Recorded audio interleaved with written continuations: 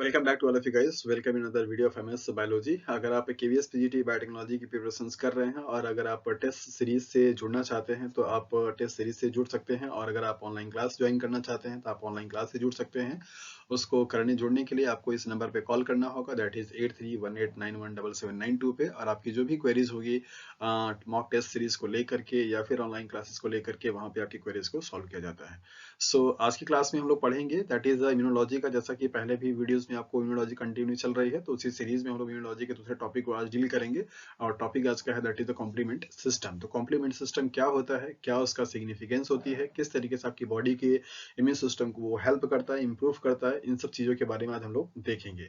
Complement system से आपके क्या क्या पॉसिबल सवाल आपके एग्जाम से बनते हैं और कहाँ से आपसे बनते हैं, इन बारे में भी हम लोग क्या करेंगे, बात करेंगे। तो स्टार्ट करते हैं कॉम्प्लीमेंट सिस्टम से। बेसिकली आपका कॉम्प्लीमेंट सिस्टम क्या होता है? कॉम्प्लीमेंट सिस्टम आपकी बॉडी में पाए जाने वाले डिफरेंट टाइप के प्रोटीन्स, लगभग 200 से लेकर के 300, मतलब 200 से लेकर के 300 प्रोटीन्स का एक ग्रुप है। जो प्रोटीन्स आपके सर्कुलेटरी सिस्टम में, सर्कुलेशन में पाई जा सकती हैं, सर्कुलेटरी मटेरियल्स में, या प्लाज्मा मेम्ब्रेन से भी एसोसिएटेड हो सकती हैं। तो ये दो क्लास ऑफ जो प्रोटीन्स होते हैं, इनका नंबर 200 से लेकर के 300 के आसपास होता है। उन सारे प्रोटीन्स को मिला करके कंप्लीट जो आपका एक सिस्टम बनता है, उसको आप बोलते हैं कॉम्प्लीमेंट सिस्टम। ये सिस्टम जो है वो करता क्या है कि आपकी बॉडी में जो इम्यूनिटी चल रही होती है, चाहे वो इनेट इम्यूनिटी चल रही है, चाहे वो अडेप्टिव इम्यूनिटी चल रही है, जैसा कि आप प्रीवियस क्लास में पढ़ चुके हैं कि आपकी जो इम्यूनिटी होती है उसके दो टाइप्स होते हैं, दैट इज इनेट इम्यूनिटी और अडेप्टिव इम्यूनिटी। अगर आपका ये कॉन्सेप्ट क्लियर नहीं है तो आपको मैं यही रिकमेंड करूंगा कि आप पहले इनेट इम्यूनिटी और अडेप्टिव इम्यूनिटी का जो वीडियोस है उसको आप देख लीजिए, ताकि आपका जो कॉन्सेप्ट है बहुत अच्छे से क्लियर हो जाए। सो ये जो कॉम्प्लीमेंट सिस्टम होता है वो हमारी बॉडी में इनेट इम्यूनिटी और जो आपका अडेप्टिव इम्यूनिटी या एक्वायर्ड इम्यूनिटी जिसे आप बोलते हैं, वो जो चल रहा है उसको सपोर्ट करने का क्या करता है, काम करता है।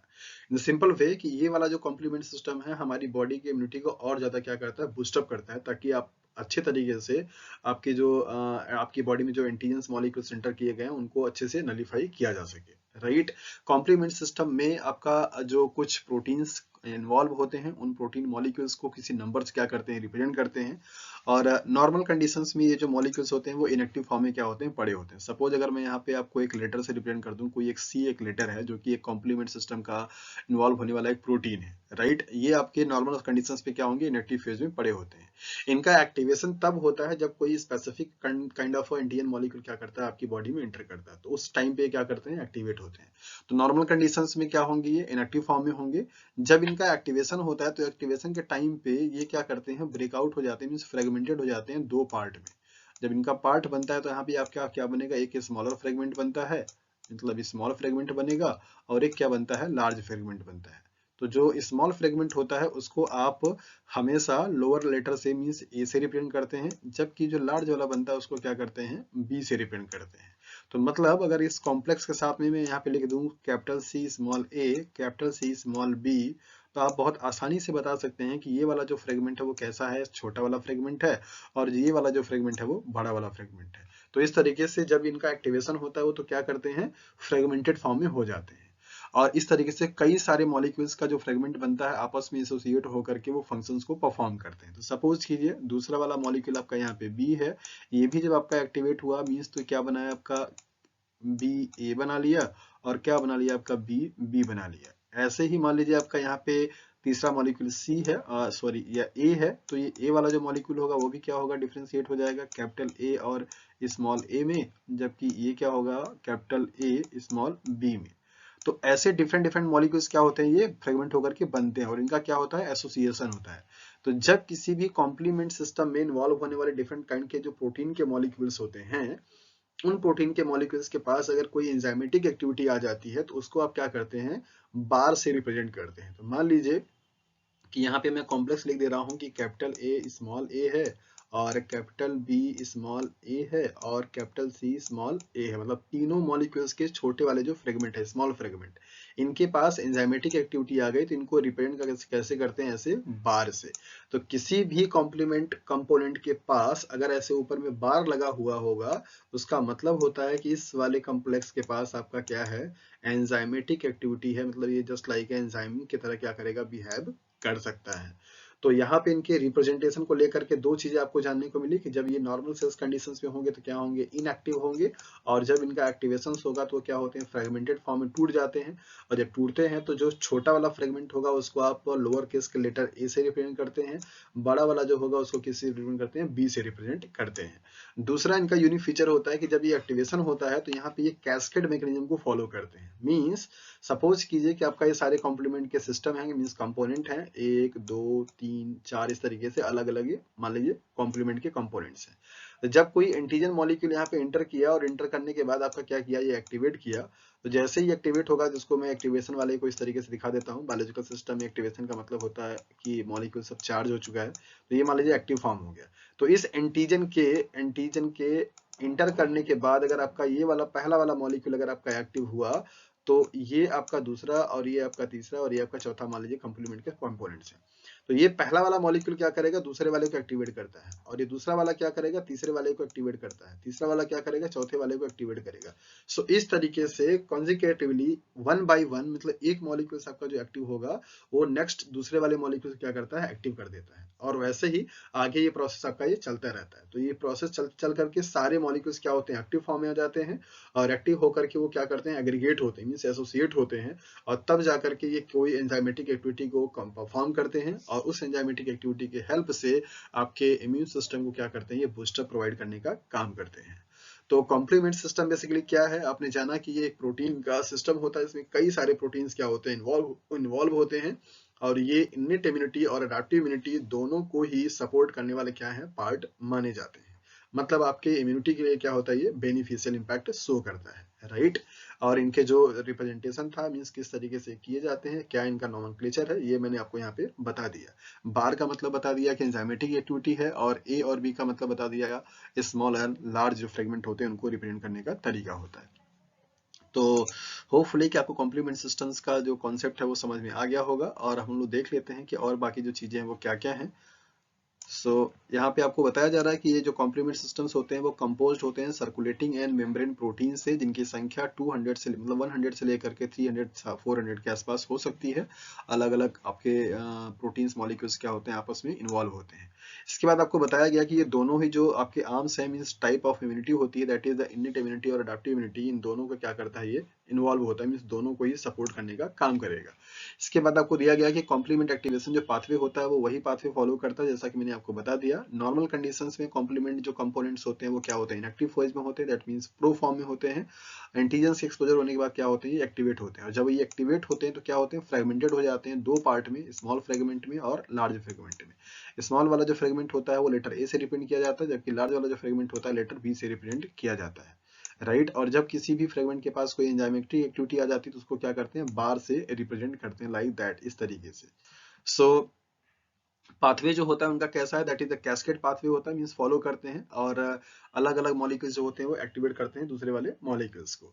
यहाँ पे कॉम्प्लीमेंट सिस्टम्स जो होता है वो तीन बेसिक पाथवे क्या करता है, फॉलो करता है। नंबर पहला आपका क्लासिकल पाथवे, नंबर दूसरा होता है लैक्टिन पाथवे, नंबर तीसरा होता है alternative pathway.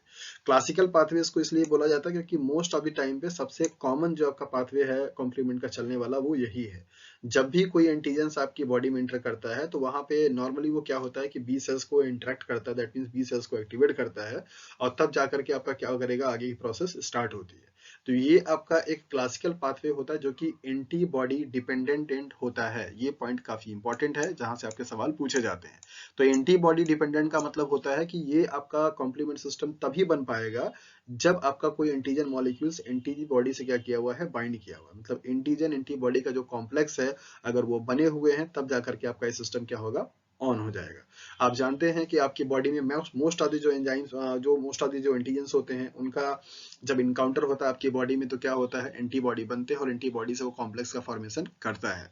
So most frequently most of the antigens का नेचर ऐसा ही होता है, दैट इज वाई इसको नाम दिया गया क्लासिकल पाथवे। दैट मीन्स ये सबसे ज्यादा सबसे कॉमन पाथवे है जो कि कॉम्प्लीमेंट सिस्टम में चलने वाला होता है, राइट।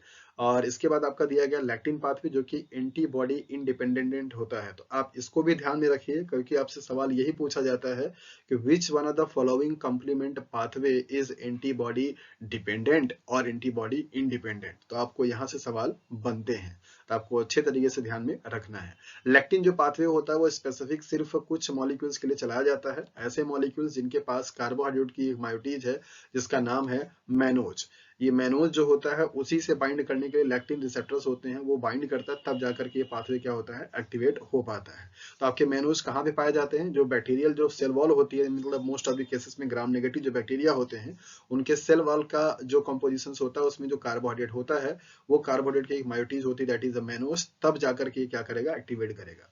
तो एक्टिवेटेड बाय मैनोज रेसिड्यूज, जो कि आपका एक कार्बोहाइड्रेट का मॉलिक्यूल है। और ये मॉलिक्यूल्स कहाँ पे पाया जाता है, आपके जो बैक्टीरियल सेल्स वॉल होती हैं उनके मेम्ब्रेन पे। तो आपके जो बैक्टीरियल एंटीजेंस आपके जब एंटर करते हैं आपकी बॉडी में, तो उस टाइम पे आपका जो पाथवे चलेगा, क्या चलेगा, that is the lectin pathway. और ये आपका क्या होगा, एंटीबॉडी इंडिपेंडेंट होता है। इसके बाद आता है आपका अल्टरनेट पाथवे। अल्टरनेट पाथवे इसका नाम इसलिए दिया गया है क्योंकि ये इन दोनों के अल्टरनेट का होता है, मतलब ये चल भी सकता है और नहीं भी चल सकता है। और ये भी आपका क्या है, एंटीबॉडी इंडिपेंडेंट होता है। तो मतलब दो पाथवे आपके कैसे हैं, एंटीबॉडी इंडिपेंडेंट, और जबकि एक पाथवे कैसा आपका, एंटीबॉडी डिपेंडेंट, राइट। तो ये कब चलेगा, किस तरीके से चलेगा, यहाँ पे आपको बताया गया कि एनी काइंड ऑफ एंटीजन जो होते हैं उनके लिए वो चल सकता है, ऐसा कोई स्पेसिफिकेशन से नहीं है, जैसा कि आपने लेक्टिन वाले में देखा।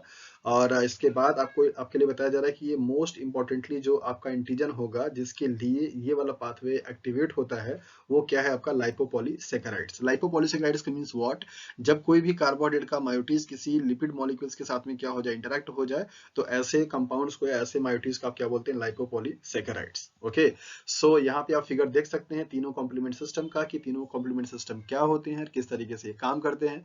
तो क्लासिकल पाथवे जैसा कि आप देख रहे हैं कि एंटीजन एंटीबॉडी के यहाँ पे कॉम्प्लेक्स बनता है, कॉम्प्लेक्स बनने के बाद ये सारे मॉलिक्यूल्स जो कि डिफरेंट डिफरेंट कॉम्प्लीमेंट सिस्टम में इन्वॉल्व होने वाले कंपोनेंट्स हैं वो एक्टिवेट होंगे, और एक्टिवेट होने के बाद यहाँ पे क्या होगा, एंजाइमेटिक एक्टिविटी परफॉर्म हो जा रही है, और इसके हिसाब से आपका ये जो सेल्स होगा, मींस जो एंटीजन्स होगा, उसको क्या किया जाएगा, नलीफाई करने का काम किया जाता है। जबकि जो एमबीएल होते हैं, that is mannose binding ligand जो होते हैं, वो जब तक आपका मैनोज मायोटीज नहीं मिलेगा तब ये पाथवे एक्टिवेट नहीं होगा। मैनोज मायोटीज जैसे ही मिलेगा उसको बाइंड करके ये लैक्टिन जो बाइंड होता है वो लैक्टिन से बाइंड कर जाता है मैनोज से, और तब जाकर के पाथवे आपका क्या होगा, स्टार्ट हो जाएगा। और पाथवे स्टार्ट होने के बाद वहां पे फाइगोसाइटोसिस हो सकती है, वहां पे साइटोटॉक्सिक हो सकता है, वहां पे किलिंग हो सकती है, ये पॉसिबल चीजें होती हैं। आपके कॉम्प्लीमेंट सिस्टम के जो कंपोनेंट्स होते हैं वो आपके इम्यून सिस्टम को कैसे इंप्रूव करते हैं, या तो वहां पे फाइगोसाइटोसिस करेंगे, या तो वहां पे क्या करेंगे, साइटोटॉक्सिक बिहेवियर शो करेंगे, या तो आपके बी सेल्स या टी सेल्स को एक्टिवेट या उसको इंप्रूव करने का काम करते हैं। तो ये पॉसिबल वे होता है कि आपके जो कॉम्प्लीमेंट कंपोनेंट्स होते हैं वो आपके इनेट और एडाप्टिव इम्यूनिटी को क्या करते हैं, इन्वॉल्व होते हैं।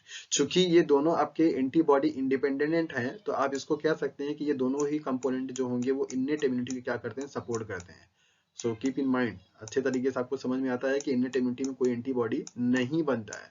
तो इनेट इम्यूनिटी चूंकि यहाँ पे किस लिए लिया गया, क्योंकि यहाँ पे एंटीबॉडी इंडिपेंडेंट है, एंटीबॉडी इंडिपेंडेंट है।